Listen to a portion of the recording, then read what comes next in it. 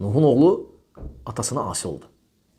Atası onu gəmiyə minməyə çağırdığı zaman atasını rədd etdi. Dedi, ata, mən dağlara çəkiləcəm.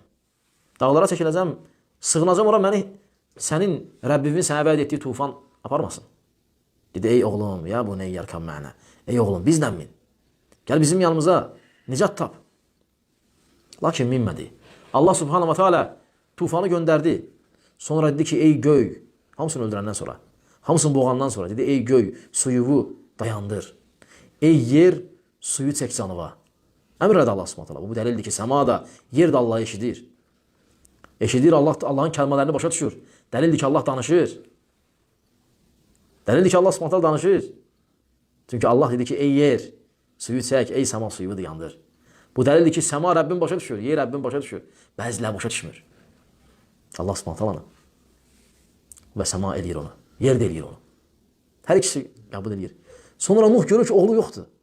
Baxma, oğluydu, canından idi. Əlini açır, dua edir, ey Rəbbim. Baxmayaraq ki, Allah subhanahu wa ta'ala Nuh'a demiş ki, ey Nuh, onları batırandan sonra o zalim qövm haqqında mənə sual vermə. Gəlib mənə onlar haqqında danışma, filan kəs qaldı orada, filan kəs, demə mənə. Gəlir deyir ki, ey Rəbbim, mənim oğlum olan içində getdi. Ona rəhm elə. O mənim əhlimdən idi. Allah təala buyurur ki, o sənin əhlindən deyildi. Sənin əhlindən iman edənlər idi. İman edənlər, salih əməl edənlər, Allah subhanahu ta'ala itaat edənlər idi sənin əhlindən. Ona görə sənin hansısa nəsəbə, hansısa ibadət edənin nəslindən olmağına, qohumu olmağına Allah qatında heç bir təsiri yoxdur. Yevmə lə yənfə'u məlun və lə bənun. O gün mal da fayda verməyəcək, övladlar da fayda verməyəcək. İllə mən ətəllaha bi qalbin səlim, kim səlim qəlblə gələcəksə, o fayda verəcək. Baxmayaraq ki, peyğəmbərlər, salihlər, əzəmətli insanlar, onlar Allah qatında hörmətli olduqlarına görə Allah subhanahu ta'ala onlara o ixtiyar verməyib.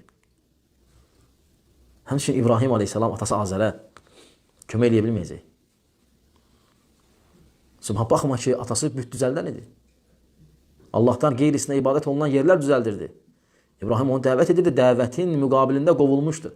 Lakin atası üçün dua elədi.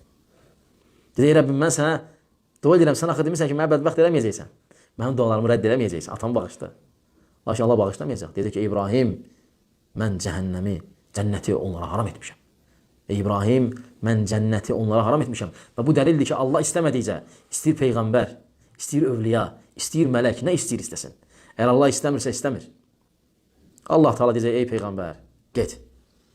Get, səni bağışladım, cənnətə saldım. Soruşma onlar haqqında məndən.